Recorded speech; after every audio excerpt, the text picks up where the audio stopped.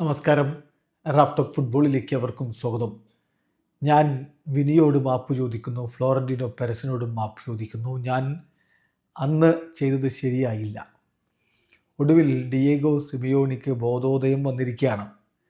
അദ്ദേഹം മാപ്പ് പറഞ്ഞിരിക്കുന്നു വിനി ജൂനിയറോട്, ഫ്ലോറന്റീനോ പെരസിനോട്. സൂപ്പർ കോപ്പ ഡി എസ്പാനയുടെ സെമി ഫൈനൽ മത്സരത്തിൽ സംഭവിച്ച കാര്യങ്ങൾക്കാണ് ഇപ്പോൾ പരസ്യമായി അദ്ദേഹം മാപ്പ് പറഞ്ഞിരിക്കുന്നത്.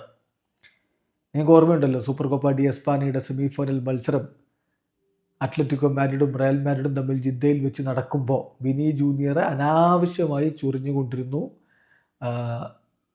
അത്ലറ്റിക്കോ മാഡ്രിഡിൻ്റെ കോച്ചായ ഡിയേഗോ സിമിയോണി. വിനിയോട് അയാൾ വിളിച്ചു പറയുകയാണ്, നീ ഓർത്തു വെച്ചോ, നിന്നെ ഫ്ലോറന്റീനോ പെരസ് റയൽ മാഡ്രിഡിൽ നിന്ന് ചവിട്ടി പുറത്താക്കും. അതുകൂടാതെ വിനിയെ സബ്സ്റ്റിറ്റ്യൂട്ട് ചെയ്യുന്ന സമയത്തും അയാൾ ഓരോന്ന് കാട്ടിക്കൂട്ടി.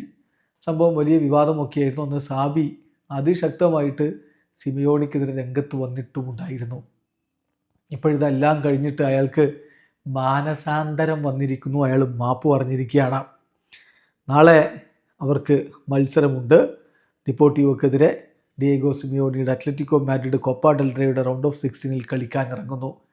അതിനു മുന്നോടിയായിട്ട് ഇന്ന് പ്രീ മാച്ച് പ്രസ് കോൺഫറൻസിൽ സിമിയോണി മാധ്യമങ്ങളെ കണ്ടപ്പോൾ ചോദ്യം അദ്ദേഹത്തോട്, എന്താണ് നിങ്ങൾ കഴിഞ്ഞ മത്സരത്തിൽ സൂപ്പർ കോപ്പ ഡി എസ്പാനയുടെ ഫൈനൽ മത്സരത്തിൻ്റെ അന്ന് രാത്രിയിൽ ഉണ്ടായ സംഭവങ്ങളെക്കുറിച്ച് നിങ്ങളുടെ ഒരു അഭിപ്രായം എന്താണ്, നിങ്ങളുടെ വിശദീകരണം എന്താണ്? മാധ്യമങ്ങളുടെ ചോദ്യമാണ് അദ്ദേഹത്തിൻ്റെ മറുപടി. ആദ്യമേ ഞാൻ പറയട്ടെ, ഞാൻ മാപ്പ് പറയാൻ ആഗ്രഹിക്കുന്നു. ഫ്ലോറന്റീനോ പെരസിനോടും വിനീഷ്യസിനോടും ഞാൻ മാപ്പ് പറയുകയാണ്. അന്നത്തെ സംഭവങ്ങൾക്ക് ഞാൻ മാപ്പ് പറയുന്നു.